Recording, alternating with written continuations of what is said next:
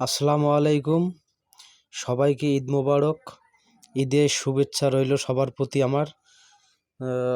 দেখতেছেন যে বৃষ্টির কারণে কিন্তু সবাই ছাতা নিয়ে আসছে।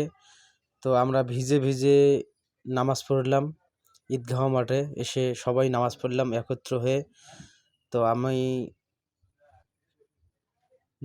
আমার এখানে দুটো জামাত হয়েছে। প্রথম জামাতে হইলো অনেক মানুষ হয়েছে, দ্বিতীয় নামাজে অনেক লোক হয়েছে, কিন্তু বৃষ্টির কারণে আমরা কমিটি সিদ্ধান্ত করছে যে দুই জামাতে নামাজ অনুষ্ঠিত হবে। প্রথম জামাতে নামাজ পড়লাম আমরা, এখন হবে দ্বিতীয় নামাজ। তো প্রথম একটা কাতার সকাল 10টায়, এখন আরেকটা নামাজ হইতেছে। ঈদের দুই কাতার নামাজ হইল। তো যারা যারা নামাজ পায়নি প্রথম রেখাতে নামাজ পায়নি, তারা এখন নামাজ পড়তেছে। তো দুইবারে আমার কিন্তু এই ঈদগাহ মাঠের নামাজ আজকে হইল। এরকম কোনো দিন হয় নাই, আজকে এরকম প্রথম দুই রেখাতে নামাজ হইল।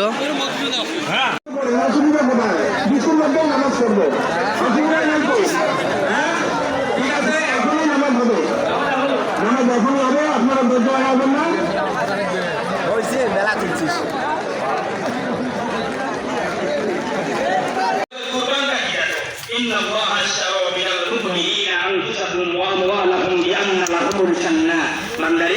আমি 1000 বছর আগে জানিয়ে দিয়েছি, তোমাদের জান আর মালটাকে আমি আল্লাহ পাক ক্রয় করেছি শুধুমাত্র জান্নাতের বিনিময়ে। সুবহানাল্লাহ বলেন। দেখছেন কোরবান কোথায়? আপনার জান মাল আল্লাহ ক্রয় করেছে, শুধুমাত্র জান্নাত বিক্রি করেছে। আল্লাহ হলো সেলার, আল্লাহ হলো বিক্রেতা, আর আপনি আমি হলাম ক্রেতা।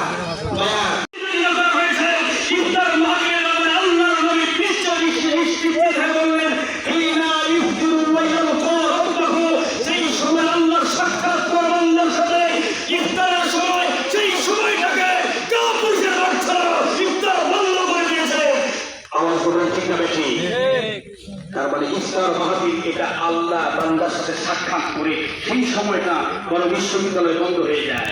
তার মানে বুঝা গেল তারা ত্যাগ করতে পারে না। ঠিক আছে, তাহলে তাদের কোরবানি কাজে লাগবে। রাজশাহী বিশ্ববিদ্যালয়ে শুধুমাত্র হিজাবের পক্ষে কথা বলার কারণে সঙ্গে সঙ্গে চাকরি চলে যায়। প্রাইভেট বিশ্ববিদ্যালয়ে হাদিসের আলাপ করার কারণে চাকরি চলে যায়। আর রাজশাহী বিশ্ববিদ্যালয়ে হিজাবের বিপক্ষে কথা